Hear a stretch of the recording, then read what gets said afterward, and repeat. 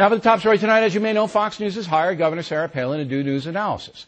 That has thrown the left-wing media into a conniption. Isn't Sarah Palin going to work for Fox News like just a godsend to anybody who wants to have some comedy on the radio? She had a pesky little problem with the truth. No irony that day these headlines came out. Fox News snatches her up. Maybe she'll learn a lot being a pundit on Fox News, but at the time they picked her... How can she be a pundit? She doesn't know anything. Unfortunately, there's just going to be one more ignorant right-winger at Fox News. Now, here's how dumb that comment is. The Factor beats CNN 5-1 at 8 p.m., and we expect that to increase with Sarah Palin on board. Somebody tell Mr. Vigala. Here now is the governor whose best-selling book, Going Rogue, continues to dominate the bestseller lists across the country. At this point, you know, we talked about this last time you were in here. It's almost funny that these people feel that you're such a threat to them. It's almost amusing, is it not? Well, I'm grinning today, and I'm so appreciative of the opportunity to get to work with you and the other team members here at Fox News to provide the fair and the balanced reporting and analysis that voters in this country deserve. Well, obviously, folks are watching Fox News far more than they watch these pinheads that comment negatively on you. But it's the threat that I don't get it. You're the governor of Alaska, the former governor of Alaska, former vice presidential candidate. You're a politician. You're a mom. You're an American. What's the threat? I'm not feeling it here, Governor. I'm not feeling the threat from you here. Tell me what the threat is. Well, see, obviously, it's not about me. It's not about me personally, who I am from up there. Yeah, but they're going after you personally. They don't like the message. They don't like the common sense conservative solutions that I think I represent and I articulate as I explain what I believe are some solutions to the great challenges facing America. True. They don't like to hear it. That's true, but there are a lot of conservative politicians giving that message, and none of them are as attacked personally, as vehemently as you are. And that's just a fact. Now, President Obama's poll numbers sinking. I think it's the unemotional response to terror, as I said, and the health care debacle. Anything else in play? Of course they're sinking. It was just a matter of time before more of that reflection of the people's uncomfortableness that they feel towards this administration is manifesting in these poll numbers. There is an obvious disconnect between President Obama and the White House, what they are doing to our economy and what they are doing in terms of not allowing Americans to feel as safe as we had felt, and people finally saying, you know, this is not the representative form of government that we thought that we had voted in. After a year's time, people are saying, no, we want the White House, we want President Obama to hear from us. We want these common sense solutions with health care, with jobs, with the economy, with the war on terror to be implemented so we can get back on the right track. But isn't it true that no human being could lower the unemployment rate at this point? I mean, I don't like the massive spending. I think it's going to bankrupt the nation. But I'm saying to myself, if Sarah Palin and John McCain were in, could they bring unemployment down under 10%? And I'm not sure you could. If the question is, can any individual politician change the job forecast outlook?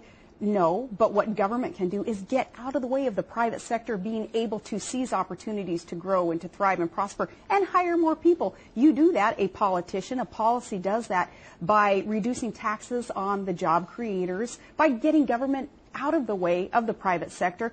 Let's talk about health care for a minute. When we consider that the White House wants to take another 1/6 of our economy, take it from the private sector hands, take it over and put it in government's hand, that's another step towards greater unemployment numbers. It's another step towards greater growth of government, which is the wrong track. Well, it's that's what they want, and that's what. But remember, they won. They won on that. Everybody who voted for Barack Obama, if they were paying attention, knew he was a big government liberal. So the folks are getting what they do. There were promises made, though, that he made that he is not keeping. Obviously, there are always promises. I think you know that. it's a more glaring situation today, though, than we have seen in past administrations. There were such clear promises, such blatant promises. Like C-SPAN going health care coverage? Like a bipartisan approach to finding the solutions to health care. That was pretty bad, I have to say. Do you know Nancy Pelosi? Have you ever met her? I met her once in the Capitol building. Yes. Yeah, she wouldn't remember me, but she wouldn't. I think she'd remember you, Governor. No. But did you chat with her? Do you have any idea? Chatted with her a little bit. Yes, she was leading a group of school children through on a tour, and I thought, well, that's nice that she has that time on her hands that she could do that. Yeah, but the school children need to be led. Yeah, that's what I'm saying. It was nice. Do you think that she's a kook?